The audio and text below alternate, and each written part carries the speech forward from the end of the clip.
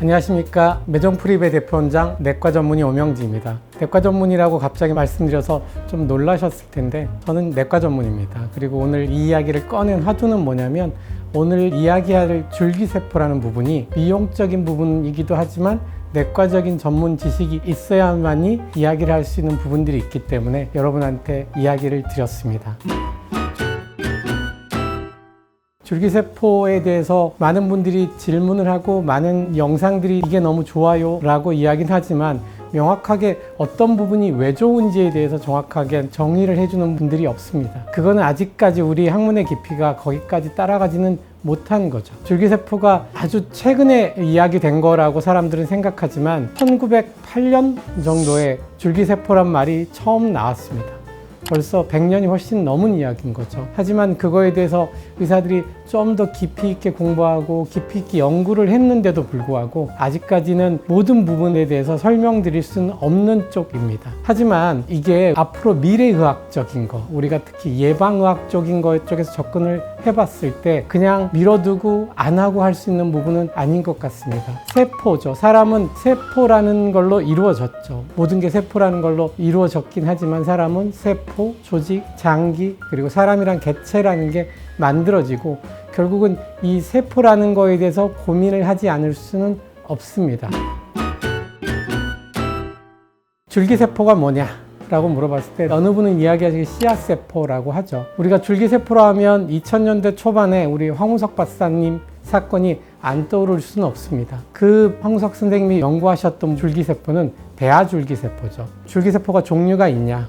가장 크게 사람들이 분류하기로는 배아줄기세포하고 성체줄기세포라는 걸로 나눕니다. 사실은 완전히 성격이 다른 거라고 생각을 합니다. 배아줄기세포는 우리가 생각하는 어떤 복제라든지 장기를 만들 때 우리가 이제 미래의학적으로 꼭 발전해야 될 부분이라고 생각하는 그 부분이 배아줄기세포인 거죠. 하지만 성체줄기세포는 이름에도 나와있듯이 성체, 이미 성장한 그런 줄기세포에 관한 이야기입니다. 그러면 성체줄기세포 어떤 게 있을까 생각을 해보면 세포라는 거는 사멸을 죽을 수밖에 없습니다. 가장 오래 사는 세포 중에 하나는 심장세포는 30년에서 40년을 산다 그러고 표피에 있는 세포들은 3에서 5일 정도면 파멸을 한다라고 생각을 하죠.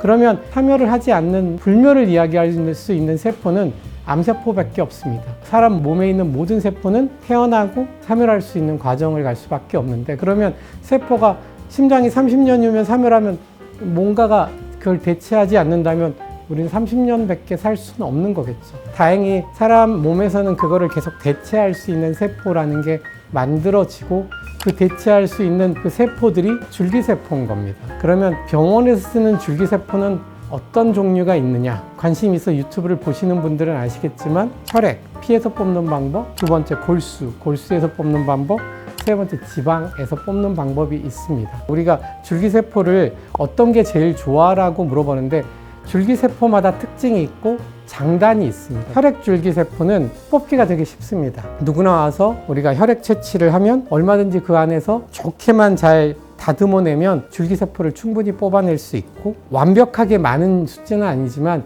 최대한 많이 살려내서 넣어줘야 되거든요. 그러면 혈액 쪽에서 충분히 잘 낼 수 있고 간편하기 때문에 여러 번 할 수 있는 거죠. 골수 쪽은 많은 줄기세포를 뽑아낼 수도 있지만 하는 사람 입장에서나 받는 사람 입장에서 그렇게 기분이 좋은 느낌은 아닙니다. 골수라는 건 아무리 봐도 우리 몸에 필요한 여러 가지 혈액 성분들을 잘 만들어내야 하는 거기 때문에 좀 어렵습니다. 그리고 지방 쪽이 있습니다. 지방 쪽의 최고 장점은 많은 수의 줄기세포를 만들어낼 수 있는 거라고 봅니다. 혈액, 골수, 지방 중 같은 양을 뽑았을 때 지방세포에서 뽑는 줄기세포 양이 압도적으로 많습니다. 저는 개인적으로 줄기세포는 치료라기보다는 예방학 쪽에 가깝지 않나라는 생각을 합니다. 우리가 나이가 든다라는 거를 보면 단순히 주름이 생기고 뭐 피부가 얇아지고 이런 게 아니고 우리가 나이가 들었다고 생각하면 생기도 좀 떨어지고 에너지도 좀 떨어지고 기운도 좀 없고 자꾸 아프고 잠도 잘 못 자고 여러 가지 질환들이 있는데 줄기세포가 그거를 디에이징, 역으로 돌려서 치료하는 방식이지 않을까라고 생각을 합니다. 병이 나기 전에 우리가 사람 몸은 지속적으로 질환이, 우리 사람 몸 지속적으로 암세포가 만들어지고 없어지듯이 지속적으로 병이 나고 있습니다. 염증이라는 게 생기고 있습니다. 그거를 염증이 생겼는데 줄기세포라는 걸 간간히 넣어주다 보면 우리가 닦아주고 다시 예쁘고 반짝거리는 형태를 유지할 수 있는 예방학이 아닌가 생각을 하고, 앞으로 방향성은 줄기세포가 치매라든지 골관절 질환이라든지 이런 거에 치료기도 하지만 예방 쪽이 훨씬 더 가능성도 있고, 전 세계적으로 봤을 때 사람들이 120살, 150살까지 장수가 가능하다고 하잖아요. 점점 발달하면 남의 좋은 세포를 가지고도 할 수 있겠죠. 젊은 사람들의 좋은 줄기세포 중에 별 무리 없이 이 사람한테 치료를 한다면 넣어주는 치료도 발전할 거고요. 저희가 이번에 줄기세포 센터를 하는 것도 결국은 우리가 안티에이징, 디에이징, 그리고 우리가 원하는 뷰티에이징을 가기 위해서는 줄기세포가 빠질 수는 없다라고 생각이 들어서입니다. 이거는 해야 되는 거죠. 우리가 이제 보톡스나 주름 레이저나 리프팅 레이저가 처음 왔던 것처럼 오히려 더 강하게, 이거는 사람들의 건강이나 장수나 행복을 위해서는 앞으로 가야 되는 길이고, 그 가야 되는 길은 언젠가는 모든 병원에서 비슷한 치료를 해야 되는 거고, 좀 더 안전하게, 좀 더 편하게, 그리고 최대의 이펙트를 낼 수 있는 방안을 연구하고 고민하고 해야 되는 시간이라고 저는 생각을 해서 저희 병원 줄기세포 센터를 시작하게 되었습니다. 안정성에 대해서 많이 물어보죠. 근데 어떤 유튜브를 보니까 이건 너무 안전하다라고 하는데, 정확하게 말하면 아직 정확하게 확인된 바는 없습니다. 하지만은 우리가 모든 치료는 장단, 경중이란 걸 따지죠. 그러면 우리가 보톡스를 잘못 놨을 때 어떤 문제들이 발생할 수도 있듯이 줄기세포도 이게 100% 안전하냐는 아직까지 검증 단계라고 생각을 합니다. 하지만은 지금은 훨씬 더 걷어들이는 게 많습니다. 예를 들어서 뭐 통증이라든지 나이가 들든다든지 암 치료했을 때 어떤 근육의 생성이라든지 일상적인 생활을 할 때 통증의 완화라든지 이런 게 훨씬 더 많습니다.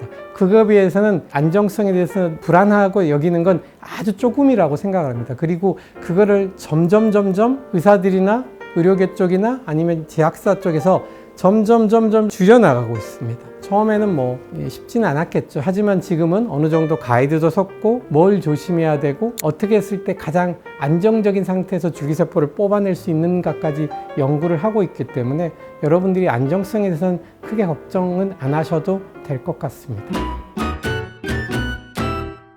줄기세포 치료는 트렌드를 넘어서 우리가 가야 될 길입니다. 여러분들이 물론 아직은 좀 생소하고 접근하기가 어렵겠지만 항상 관심을 가져주시고, 한국 의사들이 좋은 방향으로 발전시키기 위해서 끊임없이 노력하고 있습니다. 그래서 한국이 줄기세포, 어떻게 보면 K-트렌드의 K-미용의 정점에 한국이 서 있듯이 어떤 K-메디칼, 그중에 줄기세포 치료의 정점에 한국이 서 있을 수 있도록 모든 의사들이 노력하고 있으니까 여러분들 신경 써주시고 좋은 마음으로 바라봐 주셨으면 좋겠습니다. 줄기세포에 대해서 설명을 드려봤습니다. 이미 많이 나와 있는 자료들도 있고 하기 때문에 좀 간략히 설명을 했고, 제가 생각하는 줄기세포의 미래, 그리고 어디로 갈 건지, 어떤 방향으로 갈 건지에 대해서 간단하게 이야기를 했고요. 제 개인적인 생각이기도 하니까 좋은 마음으로 봐주셨으면 좋겠습니다. 하지만 이거는 트렌드가 아니고 우리가 가야 될 길이라는 걸 다시 한번 여러분께 말씀드리고 싶습니다. 지금까지 매정프리베 대표원장 오명진이었습니다. 감사합니다.